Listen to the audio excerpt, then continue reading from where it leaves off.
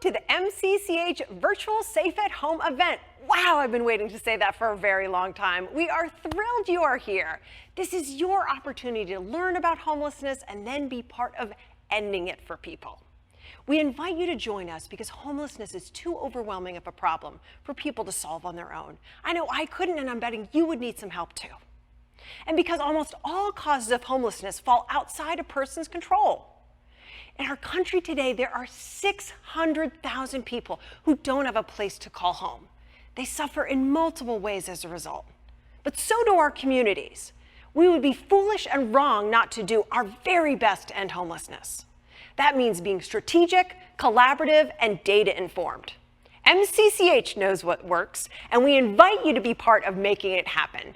And we celebrate what we have been able to do, not just this crazy year of a pandemic, but the last 30 years. We have been mission-focused, and we have been making things happen. We've been bringing bright futures, and we know we don't do it alone. We do it together with you, our community.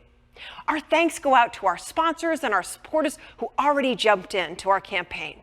And for the many in this crazy year in our community who have helped.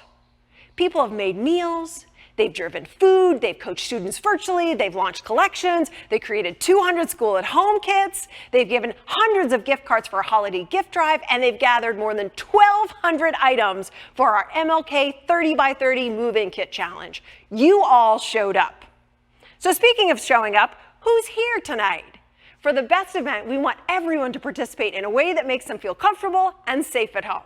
So practice right now by adding your name and the city you're zooming in from in the chat box. It's great to see all of you here. And you know what? In this reception time, this first little part, we're going to have some special guests. We're very excited to have them. They're super special, and they're champions of ending homelessness and of MCCH, we're happy to say. And then we've got a full program launching at 7. Which again, we invite you to, and we're just really thankful that you're here. So we've got somebody, looks like Rockville's represented, looks like Gaithersburg's represented, we've got some Germantown, we've got people in different places in the community that are coming here tonight. Now I know that you're all experienced chat boxers. Yeah, that's a word, I just invented it, chat boxers. So this time, put in your favorite thing to stay safe at home with. What's maybe one thing that you've loved having around you while you've stayed safe at home this year? Now, I would like to tell you it's my wonderful family or my dear children, but really it's my pandemic puppy. That's been the best.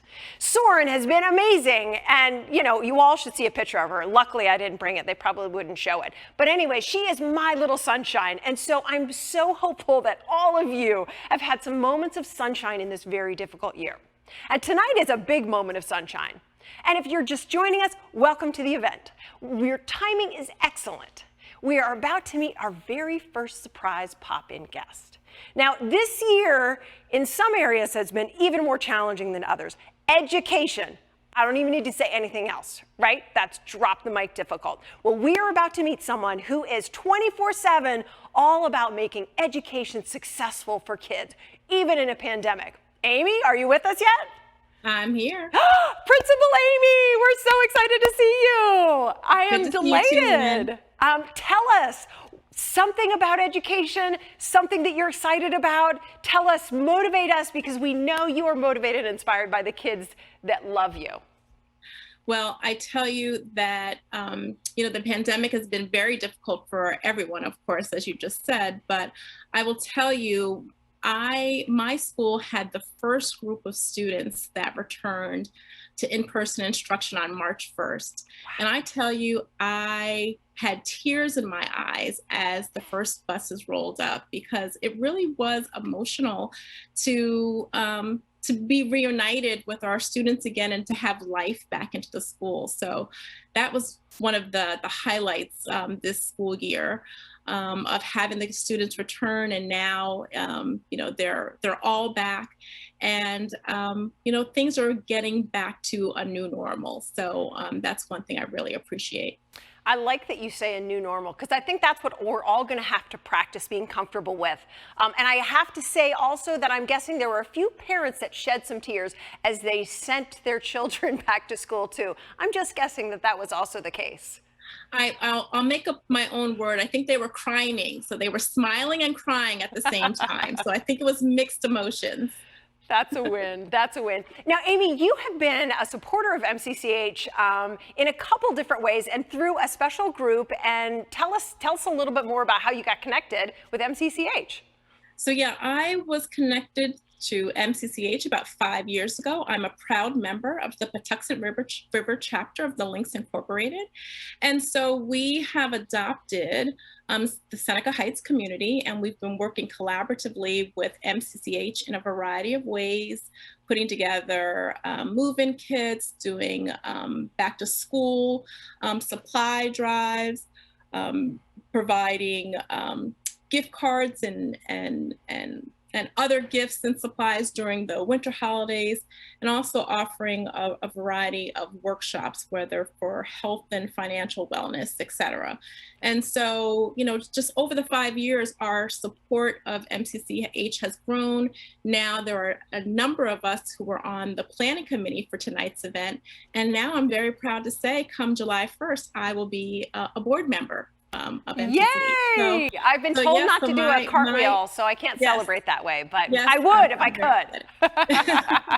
Well, Amy, our thanks to you. One of the things that's so great about your impact is it's ongoing. And so we are really thankful for a group and people that are willing to come in once and try it out, get fired up by the mission, and then stay. So thank you so much, and keep on educating those kids. Thank you so much, Lynn. So if you're just joining us, welcome. Our program starts at 7 and comes with a Kahoot trivia competition, a virtual introduction to our highlighted special guest, Audrelina. She's the most excellent example of why it's never too late to invest in somebody, and that the return on the investment can be far more than you expect. I have just been told that we have our second pop-up, very exciting special guest, kind of in our studio. It's a virtual world, so I can say yes in our studio. It takes a comprehensive approach to ending homelessness, and we've got to have key leaders in our community that understand it and make it happen, like Amy and the Links Group, ongoing. So let's see who our next special surprise pop-up guest is.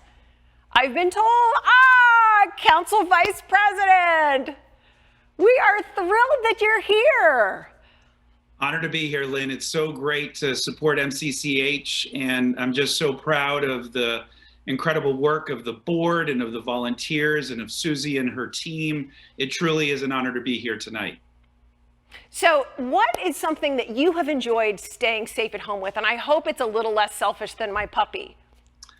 Well, I have been home for dinner almost every night since the beginning of the pandemic. And so being home with family is something that I have learned I cannot take for granted moving forward. We've spent so much quality time together. I have 4 kids, 13, 11, 8, and 4. And it's been very special for us to be able to spend time together, and just being able to have dinner and breakfast, and in some cases lunch too. It's been wonderful. That is awesome. Look, that is better than a puppy. Family really is great.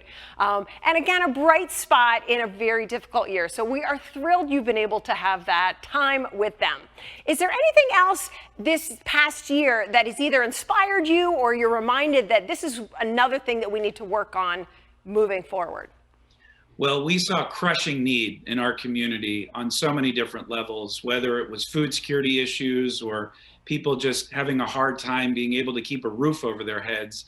And our community-based organizations such as MCCH stepped up in really heroic ways, but they didn't do it by themselves. We had community members like Grace Rivera Oven in Germantown who saw a need in her community and established what was called a hub, which became a one-stop shop for families who didn't know where to turn to access services and programs.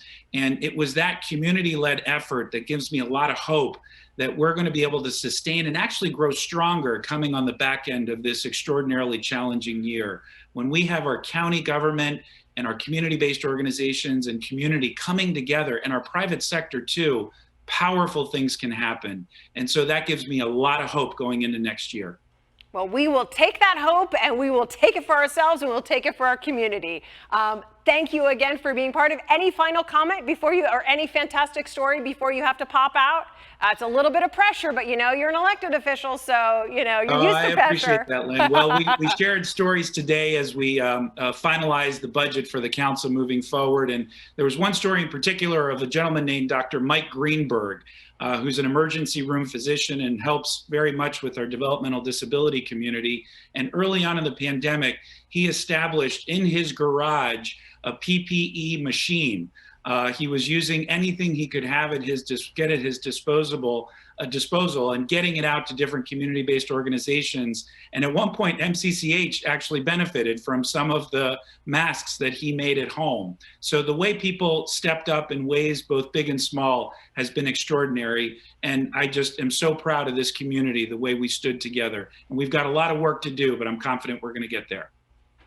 That's right, we are. And as you said, together, right? There is power in being together. And we know that in ending homelessness, and you know that for homelessness and all the other problems and issues that you're trying to work to solve. Thank you so much for being part of our event tonight. Thanks for your support. Keep doing good things for our county and our community. Thanks, Lynn. Appreciate you. And my colleague and friend Craig Rice is up next. Excellent, excellent. Well, let me tell you, at MCCH, we are passionate about helping people learn about homelessness, debunking common myths, and of course, turning awareness into action where it makes sense. I'm guessing lots of you guests tonight know a few things about homelessness. Go ahead and put one thing you know in our chat box. You can even put in a question. Our team is ready to answer whatever you throw at us. And while you do that, what is the #1 resource that would help end homelessness in both our county and beyond? What is it? It's 2 things. And you know what? What is that thing? It begins with an A is the first word, and H is the second one. And I think we're going to let our other special surprise pop-in guest answer. It'll be a little bit like of a trivia kind of situation. We'll see how he does. Oops, I gave you a hint.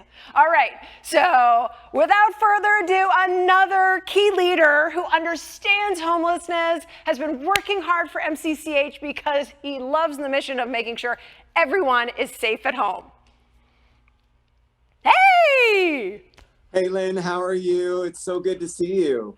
It's good to see you, and we have the first thing up, pressure is on. Okay, here's the question. What's the one thing that we need more of that would help end homelessness both in Montgomery County and everywhere? Starts with an A, ends with an H. I would say affordable housing. Yes, you win. You do, you do. You know, I wish we had like just a magical wand and we would go, whoof, and the entire East County had lovely garden style apartments with maybe a community pool and a community room to build in services and have hubs. I don't have that magic wand, but I'm really thankful because I don't have that magic wand. You're doing what you need to do to make things happen. Well, you know, one of the interesting things is that you're right. None of us have a magic wand, but we do have the will. And I think that something that you said that was incredibly important is working together, we can make sure that that will actually comes into fruition in terms of more housing for folks. And I think that people are now starting to understand more than ever because of the global pandemic, because so many people have seen their lives become unstable, that they understand more about how people could end up in the position of being housing unstable. I think that that was one of the things that made it hard for people. You always hear the story, but you never really truly understand how a person can get there. And I think through this global pandemic, it's opened up the world's eyes to understanding just how fragile we truly all are and how close we all are to being homeless if we don't have the right protections in place, don't have all of the stability factors that we know are incredibly important to help keep us on that stable trajectory. And so those people who are experiencing homelessness are no different from any of us. They've just been dealt sometimes a bad hand, and we need to do our part to make sure we can get them back on track. That is so true. And one of the things that we've noticed, and I know other providers and supports in the community, in addition to you, Councilmember Rice, have noticed is a lot of people seeking support the pandemic have never needed help before. They've been the helpers. and now they're the help, but they're not familiar at all with how you go about doing that. And it's interesting how many processes you have to go through to be able to get assistance, and you have to know this and know that. And so I was encouraged to see that in some ways, the county made things easier and not harder to access support, easier and not harder to get immediate relief, rent and food and things like that, the basics that we all need to live. So we noticed a lot of people that never expected to need help and were givers in the community have that flipped around from them. That's absolutely correct. And one of the things that's very interesting is in the myriad of different, food giveaways that all of us attended, one of the things we noticed is in looking at the cars that were in a lot of these drive-thrus and understanding that a lot of folks who were very financially stable all of a sudden find themselves not sure of where their next meal is going to come from, where their next paycheck, how they're going to pay their next month's rent, because all of a sudden their businesses, their jobs have been shut down. And it really was one where I'll never forget when I was standing in a line passing out food at one of our schools. And the woman who pulled up in a nice white compact car said, "Now, do I have to fill out a form to get this food for my child?" And I said, "No, ma'am, you don't need to fill out anything." She said, and so what do I need to do? I said, "Ma'am, all you have to do is just take this food home to your child and make sure that you continue to come back to us. We'll have the food here as long as you need it." Those are the kinds of things that, again, stick with me because it highlights for us, again, as I said at the beginning, about how much this has touched so many other people. And it really is one where having a great organization like Montgomery County Coalition for the Homeless can continue to help to educate people about what it is that they do. The thousands of stories about putting people back on track, giving people stable homes, giving them the wraparound services that they need to help support them. That's truly what this is all about. It's some of the things that we've done as a county, but it's what Montgomery County Coalition for the Homeless does each and every day. Well, we are thankful that we have the resources to do that. We really, really are. And you're right, comprehensive wraparound. We need to keep coming up with the best solutions possible to get there because there is a limit to the resource. So how do we do it in a way that makes sense and is streamlined and is efficient? We are constantly trying out best practices, sometimes creating them. We actually had a really cool one that I know you know about. We did an informal, internal, crisis team because the official county crisis team had to close down because we had a pandemic, right? But I got to tell you, all our 500 households, they were not done having crises. They were still having them. And so we literally built an internal team kind of modeled after the crisis that would be able to kind of safely go out and manage people and sometimes get them to the hospital and sometimes keep them out of the hospital because that was safe and healthy for them. So we've had to do a lot of nimble moving, and we appreciate being able to have resources and good people behind us to make that happen. So I'm guessing there have been maybe one or two bright spots for you during the pandemic while you've been safe at home. You want to tell us one of them? Sure. So one of them has really been just seeing how everybody has been able to step up and answer the call. So many people who in our communities were never engaged before in making sure that they were dealing a helping hand to others rose to the occasion. And it really says a lot about our community. It says a lot about Montgomery County, the place we love, the place we call home. And it really warms the heart because seeing so many who weren't involved in any other realm of what it is, be able to answer the call, whether it was the vaccine hunters, helping out folks to be able to connect them to vaccinations, whether it was individual places of worship, stepping up and doing food drives and making sure that folks were connected with all of the different county services, to even the young people who raised money by doing lemonade stands and other kinds of things to donate to help people who were less fortunate. I mean, this is truly who we are as a community. This is us standing up. Yeah. This is the definition of Montgomery County Strong. Yes, I have goosebumps. We actually had a little 7-year-old who did exactly that, made a lemonade stand.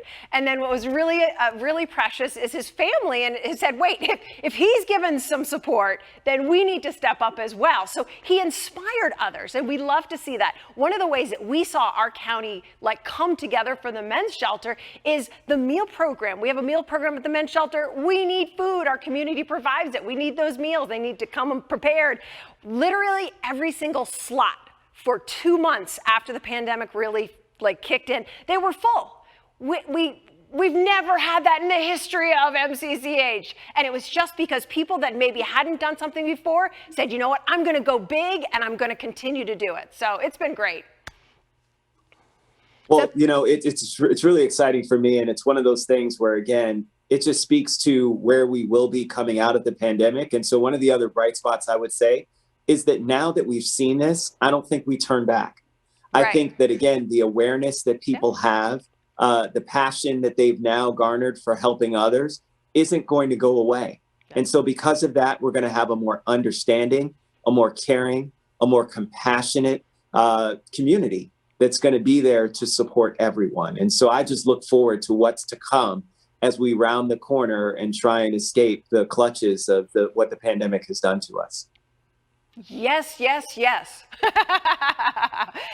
Tonight is about that. Tonight is definitely about coming together and being that community described, caring, committed, and we're in it. We're going to stand up.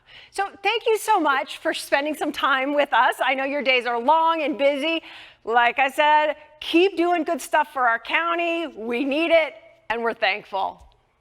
Thank you so much. Take care, and God bless, guys. Thanks so much. Welcome to the event if you're just joining us. I'm bummed if you are just joining us because you missed some good things. What's coming though? We actually have a first time ever shelter to home cooking challenge as a special bonus for those of you who can stay after our program. Isn't that awesome? So ready to jump in again? All right, participation people, put in the chat box your best local restaurant or your best at home meal. Because as I said, cooking is a huge way of our community caring for our clients. We have both a meal program and we have a cooking for care program where different sites around the county of our supporting housing sites, they're getting food too, because food is actually love, right? We need it to eat, but when you cook food for someone, if I cook you food, it's like me saying you are valuable and you matter. And we want to say that for people that have experienced homelessness so often and in multiple ways, because people that experience homelessness, they are people, we are people. We want them to be valuable. We want them to know that they are as much a part of our community before they get into a home and after they get into a home. So what do you all think? What are some good places that you have gone to eat? I see a couple different, best homemade meal. Well, I'll tell you mine because I don't see, Pizza Co. in Rockville, Pike and Rose, Julie. We've got Loving Founding Farmers, lots of things. I know in my family, what's really good for our at-home meal is macaroni and cheese, homemade, not from a box, homemade, and chocolate chip cookies. Now, ironically, it is also the only thing I really can cook, but it's a great family meal and it's our favorite go-to meal at home. So we are thankful that you're here. We're thankful for our sponsors. And I'm wondering if you would like some extra inspiration before we really launch our program. Do you want to know if our work has been successful during this pandemic? I know I want to know. Well, it has been. Let me tell you what that looks like. The overall number of people experiencing homelessness in Montgomery County decreased by 14%. That's crazy in a pandemic. Because maybe you don't, but let me tell you, that involves a ton of extra effort round the clock to make that happen. That is huge. A 14% decrease during a pandemic. That is huge. And the other inspirational piece related to percentages and numbers that could be cold and not inspiring, but it's about families. Check this out. In the last year, we've seen a 52% decrease in homelessness. Whoa, that is amazing. And I got to tell you, it's not because people aren't experiencing homelessness. It is because we have so many people working actively to get people into homes because we know that we want people to get right from the shelter into the home as fast as possible. And we've been able to use a lot of different programs and supports to be able to do that. And so we have really done that. You know, the impact is so significant on the work that we do to individual people in our community. I want to tell you about a little boy, and his name is Leo. Leo, now he's almost ready for kindergarten, but when he came to us, he was a little bit older than a 3, so he was maybe 3.5. And for Leo, for all of his life, he hadn't really had a place to call home. He'd experienced homelessness, did some couch surfing, some shelters, random relatives, some more couch surfing, but he had never had a stable place to call home. Until Seneca Heights, one of the sites that we run, we had an opening and we invited he and his family to come, and they did. And I will always remember going to visit Leo in his new apartment. And he was just one of these really like happy, high energy kid. I know you probably made, some similarities. Yeah, Leo and I, right? He was so happy to have me. He was just beaming, but he was like 3 and change, so he didn't really have great language. And I could tell he wanted to give me something because he said, this is a guest and I want them to know that they're important. And so he ran around his apartment, and I'm talking with his mom and his dad. And so all of a sudden he comes up right in front of me like toddlers do and little kids do. And he's right in front of me. And he has in his hands these sticky little Uno cards. Now, I have to tell you, I have children and I have taught preschool. I don't want to know why they were sticky, but they were sticky. And he proceeded to give them to me. And every time he'd give me a card, I'd say, thank you. And his eyes would light up even bigger. And he'd start dancing because he was so excited. And then he'd give me another one. And then he'd give me another one. And then he'd give me another one. And it went on. And we had this wonderful moment. And I just thought, what if we weren't there for Leo? What if we weren't there? Because we have people working together, Seneca Heights exists, and it's a magical place. It converted a condo lodge that's home to 57 families that need support. That's awesome. Leo and his family are moving forward because we were there when he needed us. And I got to tell you, as I looked at this little guy, I grew him up in my head, and I imagined with our support, ours and our community support, he's going to be fantastic to our community. He's going to be an amazing adult. He's going to give back. Who knows what he's going to do? But if we were not there, that would probably not be the case. And so I'd suggest to you that the cost of doing nothing is too high. Too high. So let's not do that, right? Let's do anything but that. Let's make sure tonight and every other day that we're focused on ending homelessness, that we show up and we provide support and we do our part. Everybody's got a part. And my job at MCCH, I oftentimes get to connect people with the right parts, because you just never know what you can do until you ask. And just like it's been a pandemic and people have been asking, we've been matching up, and it has made a big difference. I mentioned before our MLK 30 by 30 move-in challenge. I remember having a donor show up with all these move-in kit, the basic household items, and there was already people in the apartment from the men's shelter with one of our special VCAT, our crisis teams there. And I got to tell you, from what our staff said, they were just wandering the apartment because it was just empty. But guess what? The donor drove up. The donor drove up and unloaded all the things onto, kind of remember pandemic, no contact, safe, onto the sidewalk. And the guys inside got so excited and they ran downstairs. It was Christmas because it meant to them 2 things. They had things for their new place, and someone in the community, a lot of people, cared about them.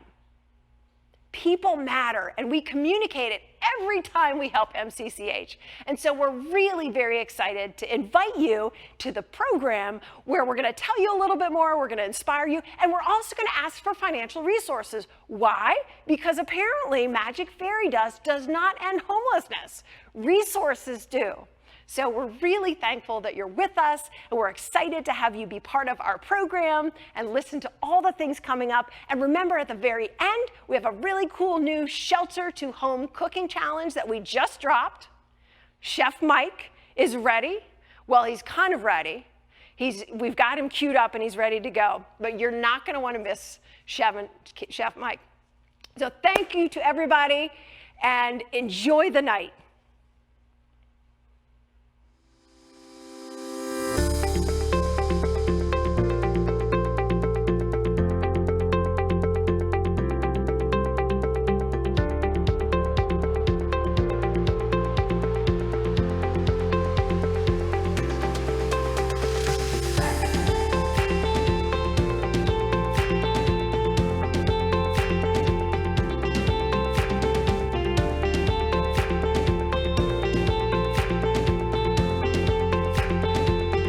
Everybody. I'm Susie Sinclair Smith. I'm the Chief Executive Officer of the Montgomery County Coalition for the Homeless.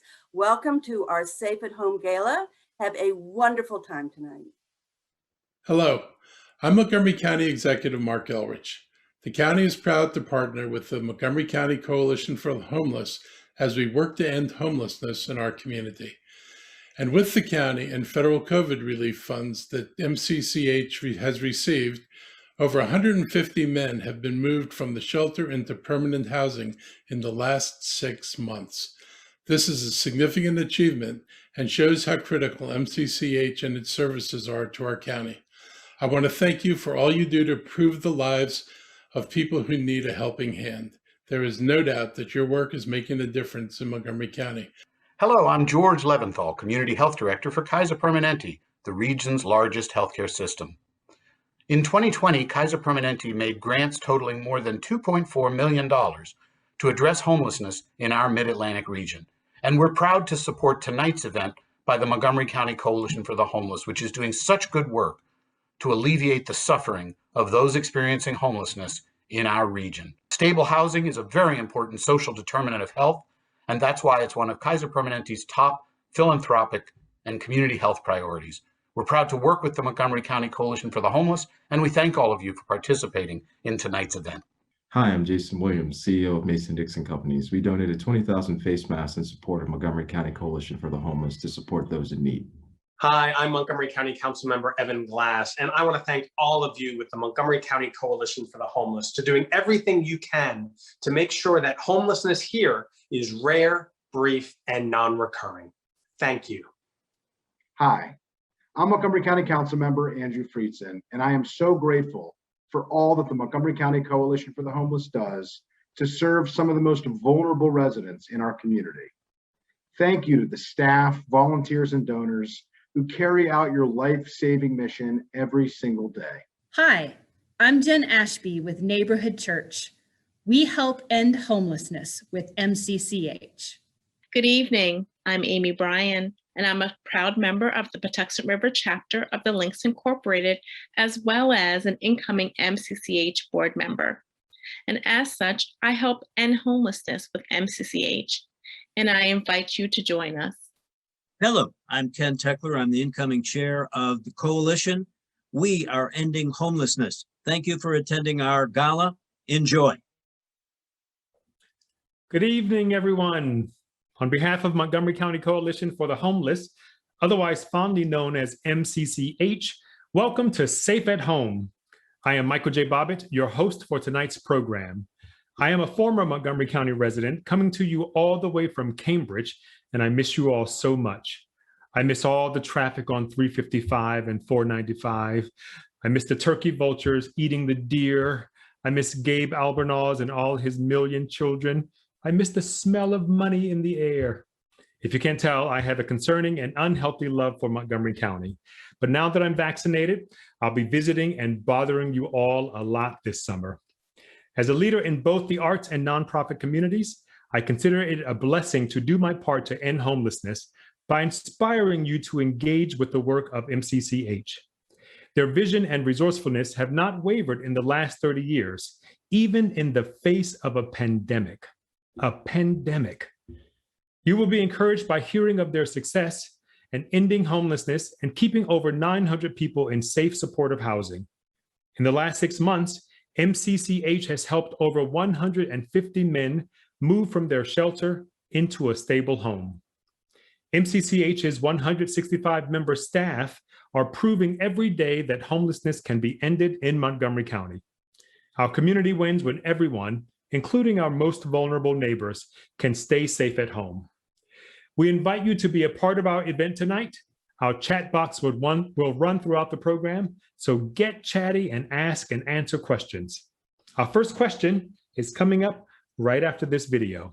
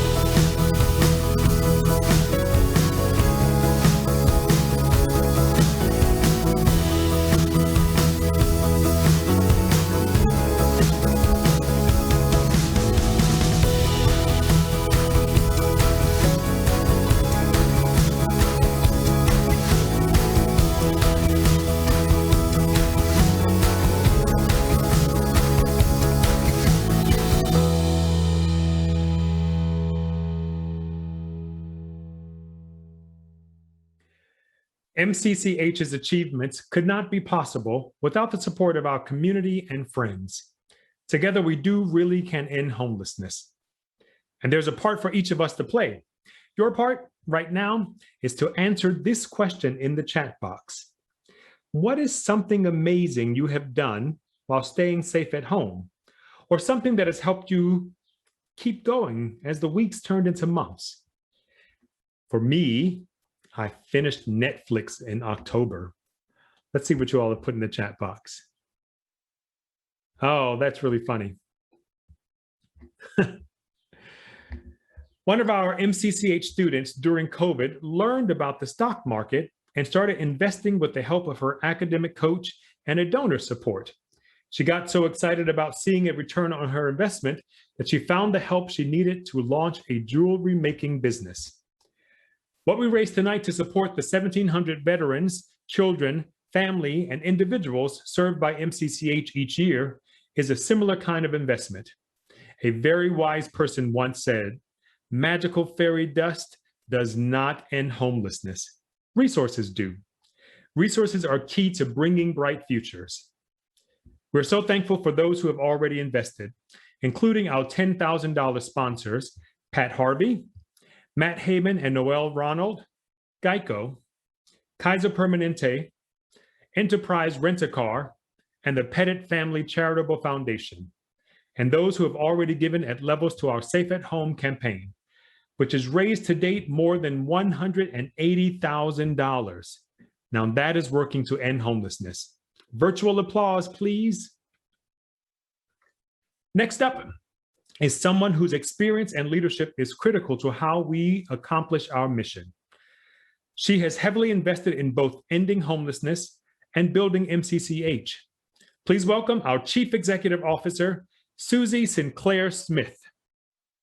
Thank you, Michael, so much for your introduction and for joining us here tonight. I know all of your friends in Montgomery County are thrilled that you're able to come back and join us for such an important event. Welcome to everybody who's joined us tonight for our second Safe at Home Gala. We know now what Safe at Home truly means, that it means that you have your own key, you have your own lock, you have your own home where you can make sure that you are safe from the elements. We, as you know, we operate the Maine Men's Emergency Shelter. We have moved 150 men in the last 6 months out of the emergency shelter into permanent housing. And it's because we have been a vital partner with the county government to get relief funds out on the street and into the hands of the people who need them. But for those 150 men who moved out, we now have a capacity of 200 beds. We expanded our sites. When they move out, a bed is filled. I'll let you know a story about Mr. Johnson, who came to us. He was a language interpreter, and he was staying at rented a room in a house with a friend and could no longer afford it. His friend was also concerned about having another person in the house. So he experienced homelessness for the first time and came to our shelter. With the help of our peer specialists and our case managers, we were able to quickly, after 2 months, connect him to housing. Thanks to your support, we get incredible donations for our moving kits. We believe that people should have the items they need when they move into permanent housing. Mr. Johnson and the 150 other men who we helped move all had the necessary items to move into their own homes.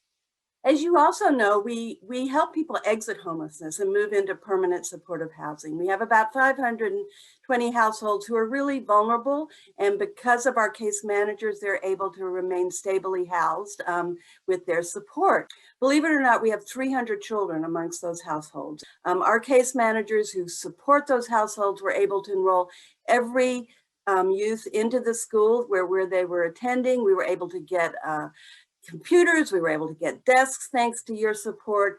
Mabel, who is a young woman who is in high school, received help from one of our volunteer coaches and who helped her enroll in storytelling and art therapy class. We all know how difficult it's been for school-age children during this time, and the family was very grateful to have the support of the volunteers and our community members such as you. We also are starting a brand new program for us. It's called Rapid Rehousing for people who don't need deep rental assistance. They just need a little bit of help to move on to permanent housing. We will be serving 120 men over the next 2 years, and we are very excited about that possibility because we know that not everyone who we serve needs deep rental assistance. Some people are experiencing a short-term crisis, and that's certainly been the case during COVID, where the people who never would have expected have fallen into the experience of homelessness.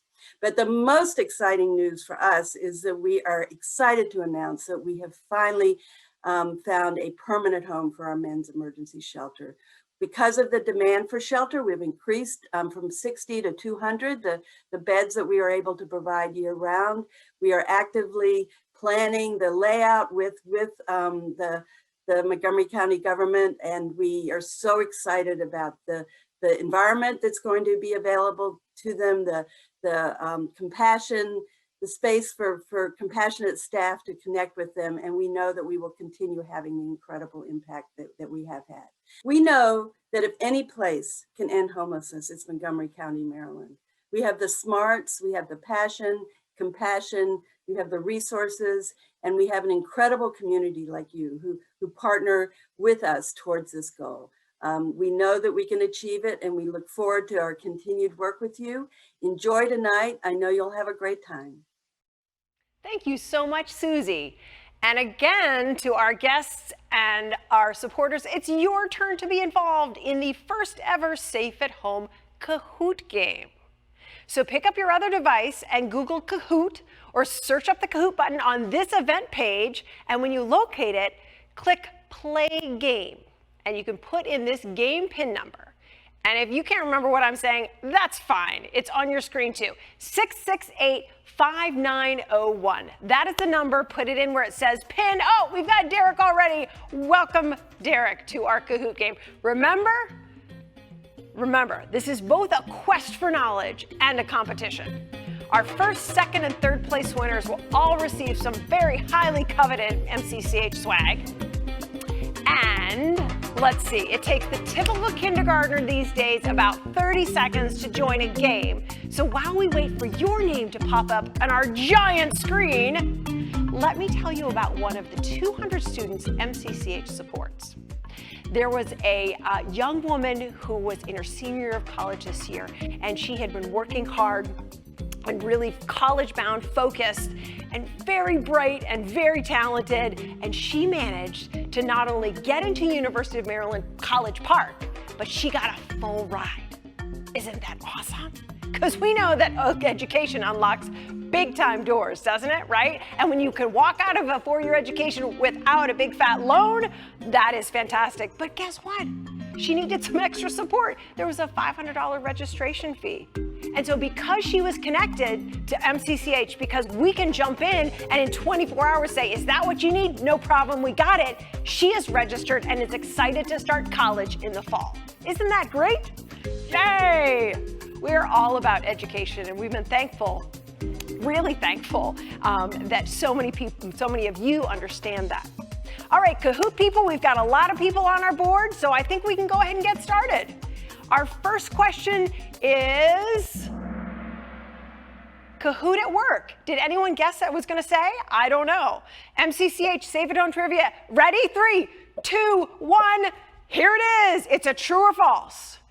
The 2020 Summer Olympics Games, they've been canceled. Is that true?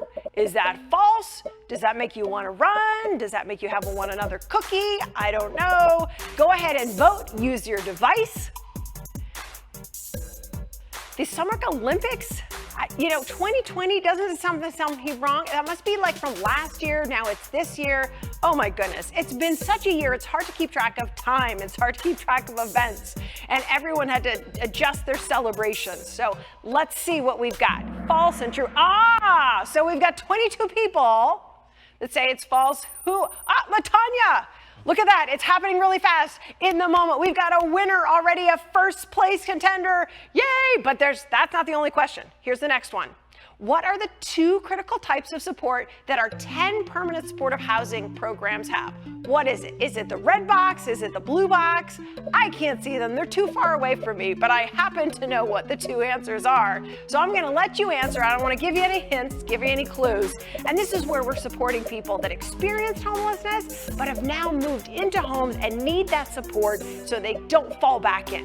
Because again, that would be foolish and wrong and traumatic and just a really bad use of resources. So for a small number of people, they need support. All right, let's see if you guys, whoa, you guys know a lot. Oh, we've got a little bit of a shift. We've got Steph at the top. Fantastic. Congratulations. I don't know if that's your real name or not, but that's okay. Celebration anyways. All right, which of these items was not requested as part of our school at home kits? And these are the plastic tubs that we created, so not only would kids have supply for the virtual at home school, but they would have a place to put all their school stuff, because sometimes it would get lost. So what do you think? Was it red? Was it yellow? Was it blue? Was it green? What did we not have in our back to school or school at home kits? There's one of those things. I know what the answer is. Let's see how many of you guys know it too. Back to school was, oh, look, we've got, yes! I think a lot of you may have created some of those school at home kits because yes, sneakers we did not include, though we've asked for them and you guys have answered in a lot of ways. Derek, whoever Derek is, I think you might work for MCCH. I don't know if that's an unfair advantage or not. All right, on to our next question. We've got another question. How many fluid ounces, I had to do some math and Google this up a little bit, of hand sanitizer and then talk to our operations manager, did our emergency shelters use in the last year? There is a real number. We really know what it is. I can't remember what it is, so we'll see if you guys guess it. But you can imagine just the gallons and the quarts that we went through to try and keep everyone as safe as possible. And like you in your home and with your own family, our family was just a little bit larger. Remember those early days of scrounging around? Who knew where the things were? Oh, look, lots of you got it right. Congratulations. All right, let's see who's on top. Derek, you got kicked out. Rob, congratulations. You're at the top of our list. Very nice. Jen Ashby making the board for the first time, maybe too. Good job, Jen. All right, which of the following is not a myth about people experiencing homelessness? There are a lot of myths, and sometimes we don't even realize we have that underlying inaccuracy in our thinking. There are myths, and the myths prevent us sometimes from taking the right kind of action or being understanding. And so we at MCCH, we want to debunk those myths and tell you what really is accurate. We're willing to do that. So all right, let's see what we've got. How many people were able to get the right answer on this? What is not a myth about people experiencing homelessness? Is it green? It is blue. Let's see, we're switching around. We've got a Reach or a Rachel. I can't see, but somebody is the top winner there. All right, I believe this is the last question, true or false. Listen closely. MCCH and our partners ended veteran homelessness in January 2018. Is that true? Is that false? Could it be that we did that as a county and as a community? I don't know. Well, I do know, but do you know? Let's see. Is it red? Is it blue? Is it red? Is it blue? How many of you are going to get this right? And I have to admit, it's a little bit of a trick question because we wanted to see if you brought your A game to our event tonight. Let's see what we've got. People are still, oh, yes, it is false. You think it's true because you know that we did end veteran homelessness. We just switched the dates. It's not 18, it's 2016. So thank you so much. Let's see our third, our Bruns Reach, way to make it onto the podium. Rob, our number 2, and our number 1 winner is Spotlight on Steph. Congratulations. Hey, let us know who you are in the chat box or reach out to us at MCCH because we want to give you some MCCH swag because you'll like it and it'll be great. And you'll get to share about homelessness with a magnet and a sticker because we're a nonprofit and we really want our resources to go to the people that we're serving. So thanks so much for playing the first ever Kahoot game. And now we're ready and rolling with Michael, our MC. Thanks, Michael. Thanks, Lynn. That was so much fun, but I'm confident that Reach cheated, Rob cheated, and Steph cheated. That's I don't trust them. impossible. No. I really wanted to win that swag, and I'm a bit of a sore loser. So, well, but I will say congratulations to our winners. Way to model gracious like winning, Michael. Never. We're really that's how we do it. That's you. how we do it in Cambridge. Well, in Montgomery County, we would have just let people win and congratulate them, right? Congratulations to our winners. Well, I know that feeling of success is what MCCH gets to experience on move-in day when someone we help to exit homelessness puts their key in the lock for the very first time of their new home. There is nothing easy about the traumatic experience of homelessness. Every step forward can be a challenge, even with a whole team behind you. But we also know that our dedicated and compassionate help can open a new chapter of life, full of possibilities. I invite you to hear Audrelina's story about her personal journey.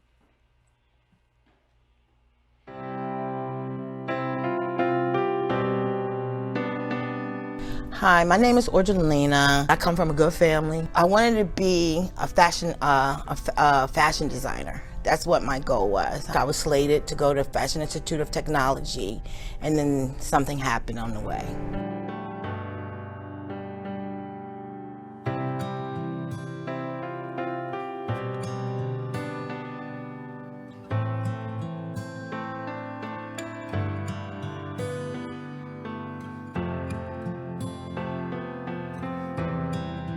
They housed me, they gave me a safe place to stay. That was the most important thing.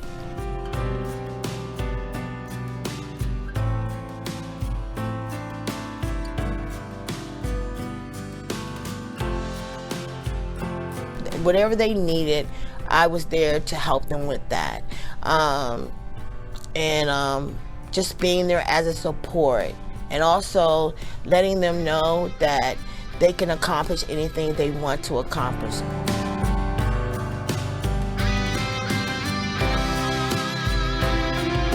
My organization, we had a meeting, a staff meeting, and they brought up rapid rehousing. And I just got so excited because they started talking about incentives in the program, and as a peer, I just said, oh my goodness, I wish this would have been around for me.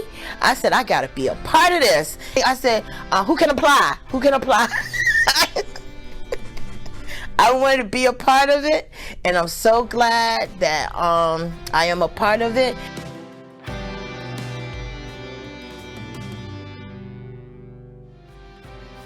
And I believe that's why I'm in the position I am in now, because people always had hope for me, and they went the extra mile for me, and that makes a difference. So I grew up knowing that I was valuable. I grew up knowing I was special, but somewhere along the line, somewhere along the journey, I forgot. And I'm still enjoying learning how important I am and seeing all the value I have and the strengths I have. So I'm getting ready to cry. I've had the time of my life, and I'm having the time of my life.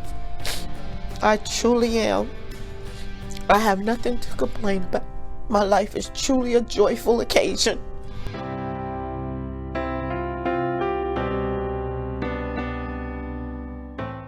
I'm gonna finish college, get my BS, and then I'm gonna buy my house.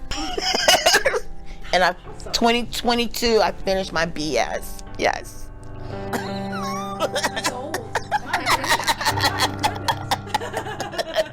I'm surprised I made it. I'm surprised I made it. Good evening. I'm Christina Betancourt Johnson, and I'm a proud board member of MCCH. This evening, I'll be guiding you through my favorite part of the program. This is your opportunity to invest in our beloved MCCH. You've heard the stories of those impacted by MCCH. People like Audrelina, people who have successfully achieved housing stability and who now pour back into others so that they too are successful. Stories like Audrelina's and all of our clients pull at my heartstrings, and my hope is that they've also touched you in a special way. Let's get our commitments ready and our credit cards ready so that everyone in our community can be safe at home. Tonight's opportunity to provide financial resources is really a part of the Safe at Home campaign. We launched it 6 weeks ago, and it was a $225,000 campaign.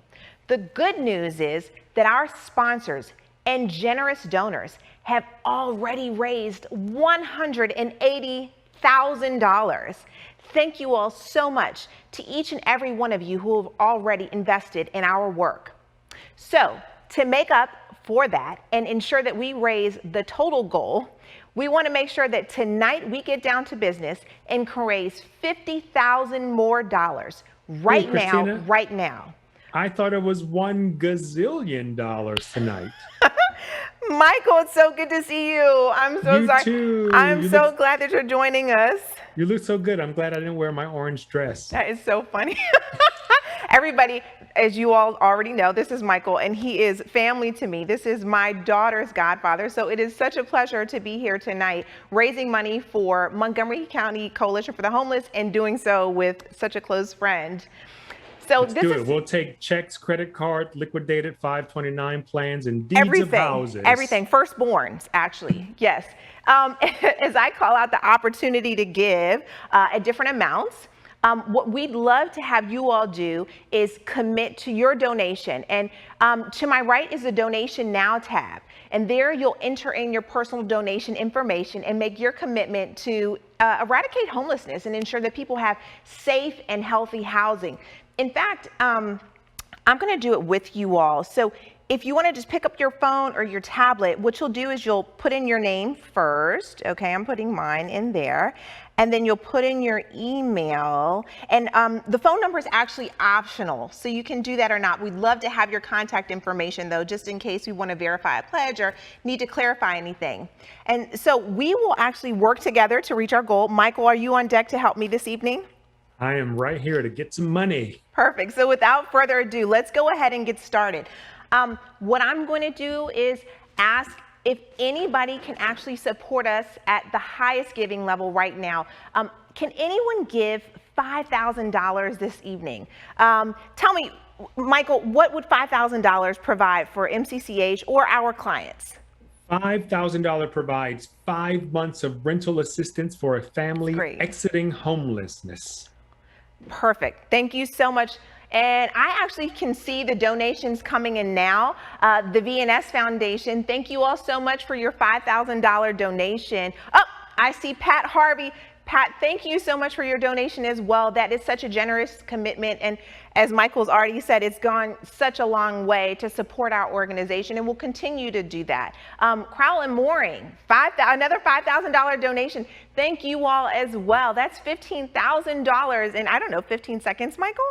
That's amazing. Yes, I think it's your shirt. I think that's what it is. It's my shirt. It's not. We look good together. But That's did what you it know is. the ability to stay in home makes all the difference to a family? And for the nearly 300 children they support, it helps them grow and develop in ways all kids should get to. So can we get another $5,000 donation? We'll wait a moment and see if there's anyone else who has the ability and the will to give a $5,000 donation to MCCH. I'm waiting. I feel it moving in the air. Let's do this. Let's close it out. We've got 3 generous donations already. I'd like to take it to the next level, which is actually $2,500. If there's anyone that can invest $2,500, even $2,000 in this range, we'd love to give you an opportunity to right now make that investment in people's lives and their homes so that they can live again in a safe and healthy home environment. Michael, exactly what does this donation level give us? $2,500 provides 5 men exiting our shelter with a room rental security deposit. 5 men. That's a lot. I really appreciate that. I thank you for bringing that up. You know, all of our viewers at home are really interested in supporting the organization. Some of them know us intimately. Some of you all have actually volunteered with us for a long time. And there are men in the emergency shelter for whom a first month's rent or security deposit is all that stands between them and ending their experience of homelessness. I see someone coming through now, Jan M. Lichtenstein. That was a generous donation. Thank you so much for your support and for giving us that money this evening. We really, really appreciate you and your family for making that donation. Again, we've got volunteers on this evening with us. We've got corporate donors on with us this evening. We've got individuals who are meeting us for the first time. So Michael, thank you for, sort of joining in and letting us know what each dollar amount provides. Were you going to say something, Michael? We're getting close. We need to get to $50,000 for tonight. So we need people to give and give hard. This is the year this pandemic hit us hard, everyone, and homelessness has been hit and devastated. So we need everyone to think about a stretch gift this year. MCCH and all those people need your help. So please give, give, give. Thank you so much, Michael. He is absolutely right. So I've got a couple more dollar amounts that I'm going to call out, and our hope is that you can invest whatever you can, whatever you're capable to give, and in whatever amount you're capable to give. We welcome it, we appreciate it, and we will be sure to use that money wisely and responsibly. So let me take it to the next level. We are going to ask that anyone that can give $1,000 this evening, go ahead and make that commitment and investment now. Please go ahead and, go to the chat box or click the link.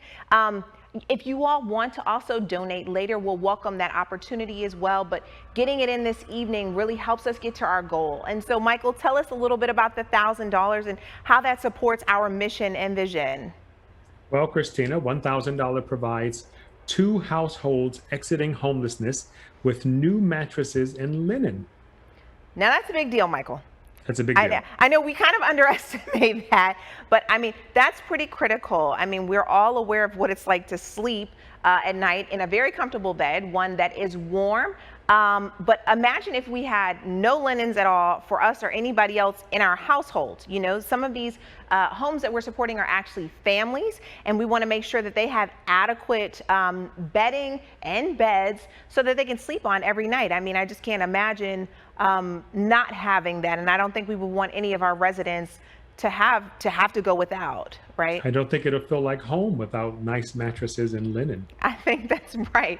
Okay, I see some donations coming in, and I want to thank those individuals. Nicole, thank you so much. Keith, thank you so much for donating $1,000. We really appreciate you being here with us this evening. That's Keith McDuffie. He's joining us tonight.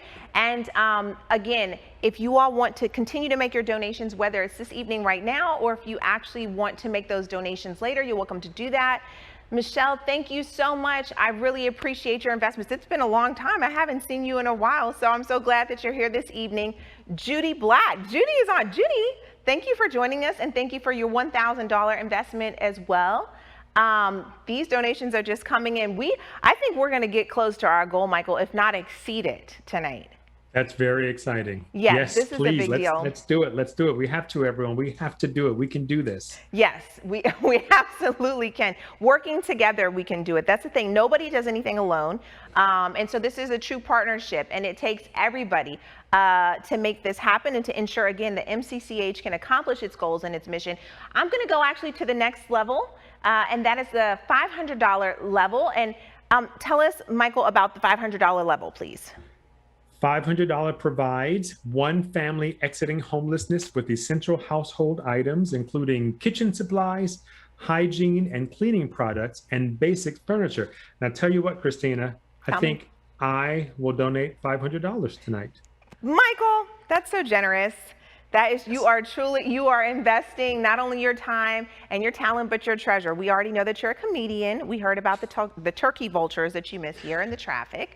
We have to do something about that. We do, indeed. That's not something that we do at MCCH, but we will have to work on that, indeed. Thank you for your $500 commitment. And Forrest Daniels, he is a board member. Thank you also, Forrest, for your commitment this evening. We appreciate the way that you serve this organization and ensure that our governance is in order, our organization is running smoothly with the help of the board. Thank you for being here this evening. If we can get another couple of $500 donations, we are so close to hitting our goal. Again, this is very important because people's lives are at stake. And so I really plead with you and ask that if you can give, that you do give. Every gift matters and every gift counts. So I'll just wait a couple more moments at the $500 level. Come on, 500. Come on, 500. Yes, we need it. We do, indeed. What I'm going to do next, everyone, is go to the $250 level. If you all are interested in donating $250, and really, I say donating because it sort of just rolls off the tongue, but this is an investment, people. This is an investment in people's lives. This is an investment in their children's lives and their ability to thrive in our community, to get jobs. All of that is based on their ability to have safe and healthy housing. This is not just sort of going to my friends Lynn or anybody else that works at the organization. You know, we are a very leanly run organization. These people do so much with so very little, and your gifts are wildly impactful. Okay, so tell us what that dollar amount gets us, please, Michael.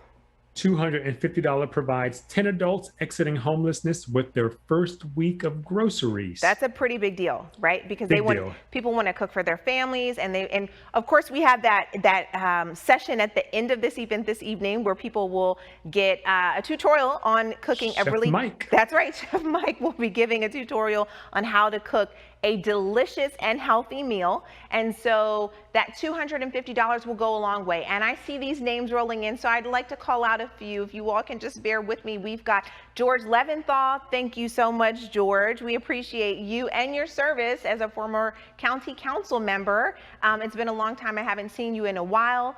Marion Kaiser. Oh, it's so good to see you. Thank you so much for your donation as well. Dino Setter, thank you as well for joining us this evening and for your investment. Derek Jackson, I think you're joining from Miami, Florida. Thank you as well for being here this evening and for making an investment in our work. And then Brian Sakala. Well, we know him very well. Thank you so much. You and your parents are great friends to the organization, so we are glad that you are here. Now, I'm going to wrap this up because these folks keeping time, you know, they want us to stay on time this evening, and we want to ensure that everybody has an opportunity to speak, and we're going to certainly bring back in our executive director. But before I do, I'm going to give everyone one last opportunity. I'm going to just close this out. $100 actually provides PPE for 20 clients and frontline staff members to stay safe and healthy. Okay, so some of these people are actually on the front lines working with people in our shelters, you know, and they're going client to client in the homes that we have provided them, in the apartments.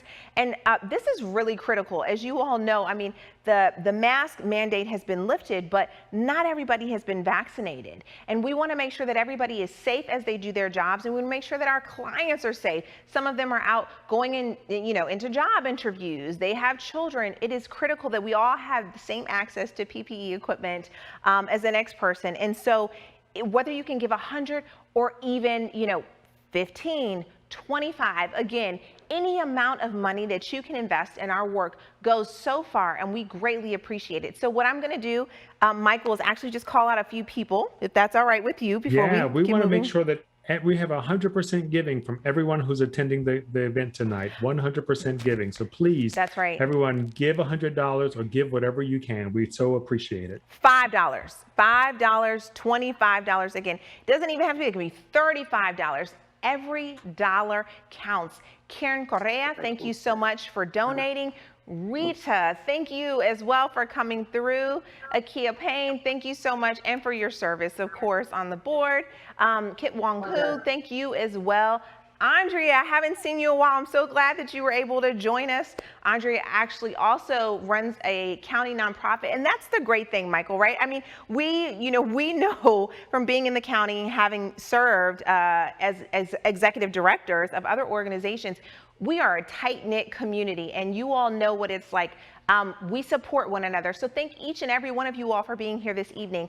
Audrey Levinson, thank you as well for joining us and for making a donation to our cause and to our mission and to the people that are serviced by MCCH.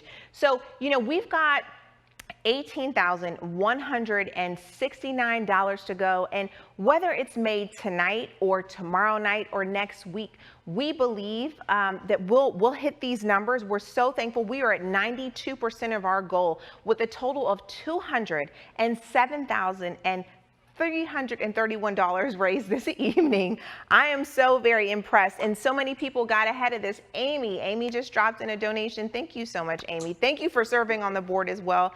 I really enjoy working with you, and look forward to doing even more with you in the next year or two. But Michael, you know, it's great to work with you this evening. I think my portion of this, I think, is concluded. I want to make sure I give everyone else time to speak, and we're going to bring Susie in here. Hasn't it been great, Michael? It has been great. Working with you is so fantastic. And thank you to everyone that has gave tonight. Your investment will make a difference and help ensure MCCH is ready when people need us most.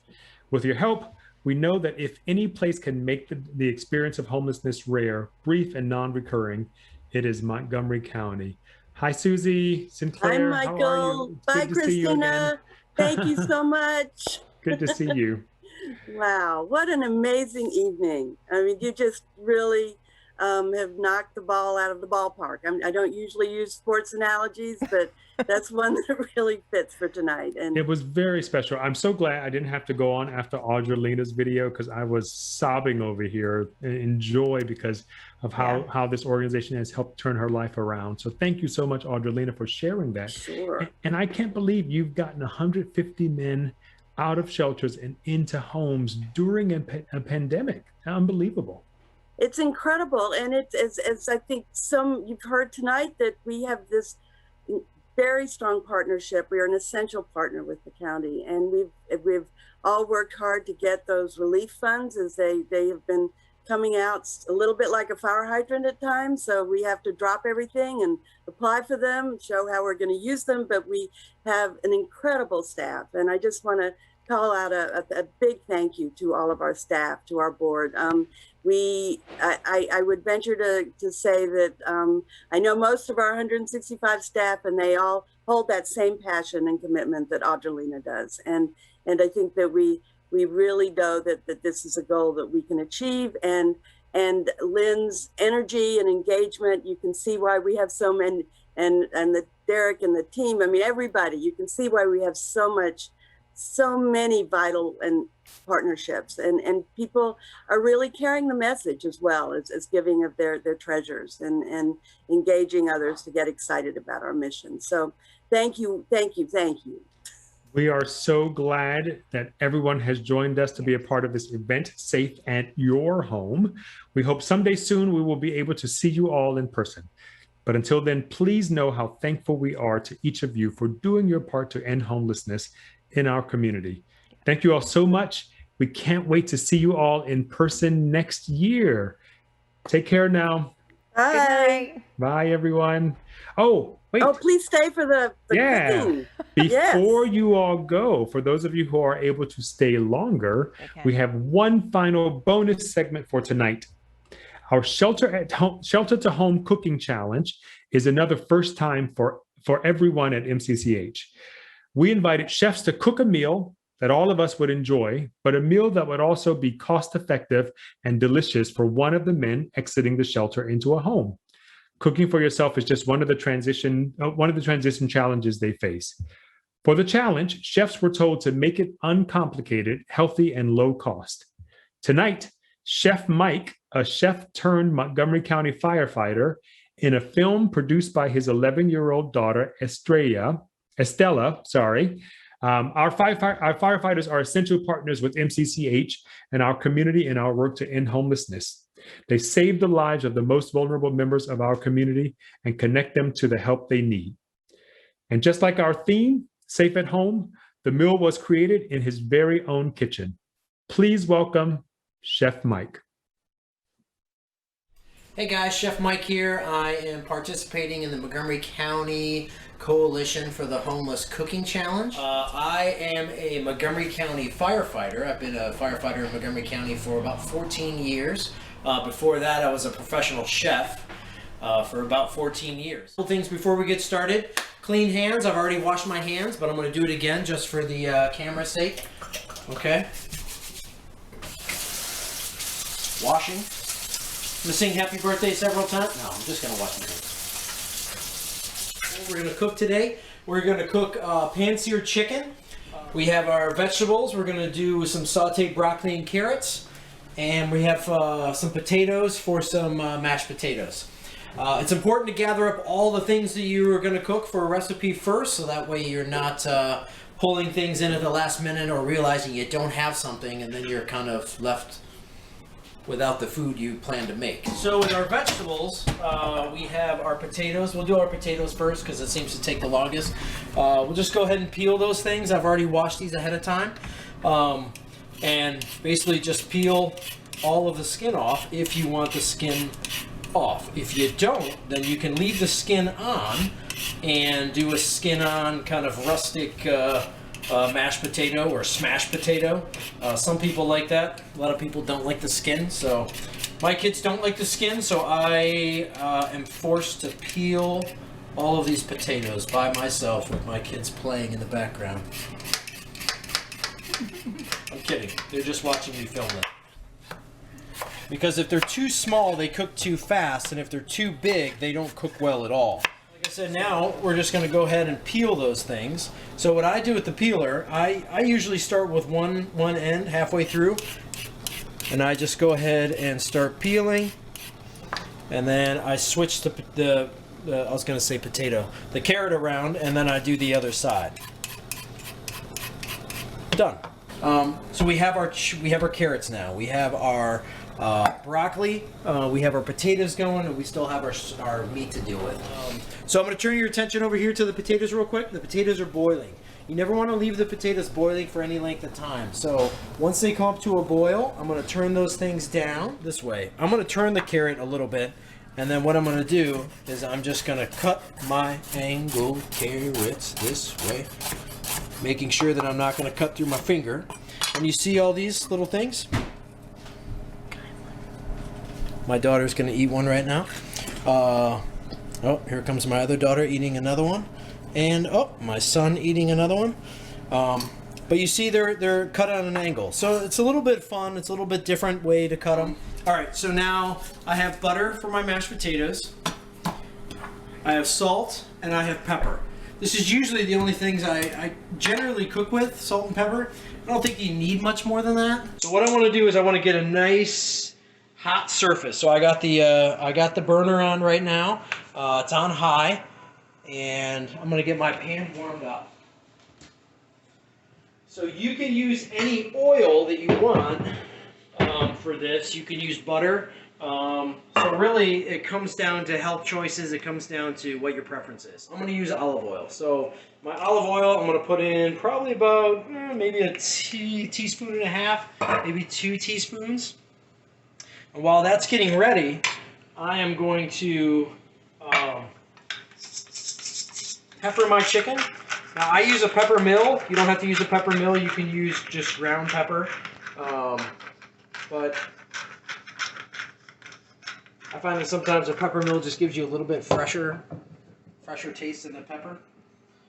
And then what I want to do is I want to salt these. All right, so I put my chicken in the pan. I'm going to let these go for a few minutes while the chicken that's touching the pan gets a little brown. So you can check it just by pulling it away. You can see it's starting to get a little bit brown. And I want to get a nice, what they say, caramelized skin on the outside. And that'll give me a nice flavor. So if you're cooking things in this way, you'll find that you really don't need a whole lot of extra spices because of just the natural flavors of the chicken.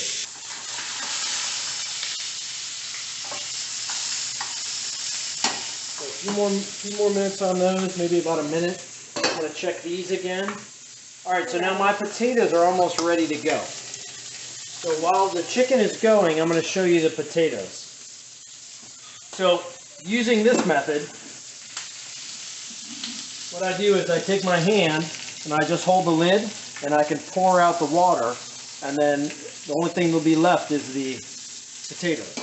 So the one thing I didn't talk about was the texture of the potatoes.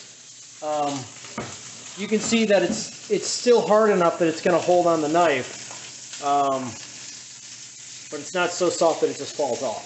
So with my chicken, I'm going to look and see now if you get that nice, oh yeah, there you go. You get that nice brown color on the outside. All right, so what we're going to do is we're going to flip those now.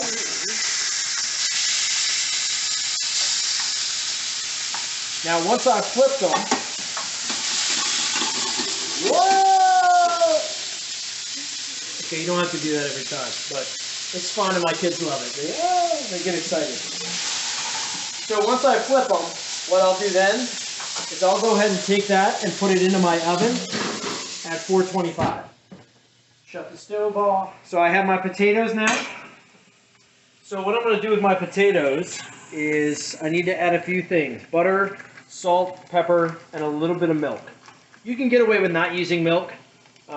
Really, you can get away with not using butter, but why would you want to? And what I might do with this is put a little bit of butter in the pan with the carrots, and that will start to brown them a little bit because carrots have natural sugar in them, and I kind of want to pull out some of that natural sugar in that cooking. And what that'll do is it'll give a nice sweet caramely flavor to the carrots. So like I said, you can do a lot with cooking without actually having to add any extra flavoring to the actual food. You can see now that it's starting to get a little brown. So some of those milk solids in the butter are starting to basically toast. So it's getting that nice brown kind of look to it. So what I'm going to do at this point is I'm going to dump my carrots in, and you can hear the sizzle a little bit. So what I'll do is I'll let those kind of do their thing. Don't stick your fingers in the pan. I just want to kind of move these things around a little bit. So there's a couple different ways that you can check the temperature. There's the old method that I like to use, which is I do this and I feel the resistance of the meat and say, well, that seems about good. So what I've done now is I've added my broccoli into the mix. Now I'm going to add my salt. I'm going to use this whisk. What I do is I just slam it down into the potatoes and chop them up the best I can. And then what I'm going to do is I'm going to just whip them. Based on the consistency of your potatoes, add a little bit. And I added probably about half a tablespoon. And then what I'm going to do is I'm going to mix it around and see where the consistency is.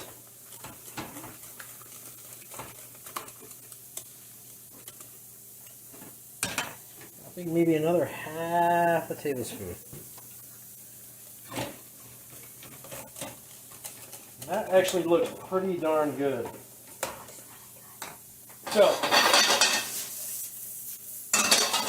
these look pretty good too. I got a nice little caramelization on the carrots. You see the brownness of the carrots. Those are nice and soft. They got a little bit of hardness to them, but they're soft enough that by the time we serve them, it's going to be perfect to eat. And the same thing with the broccoli. Broccoli's got a nice brownness to the outside, and they're soft enough to eat.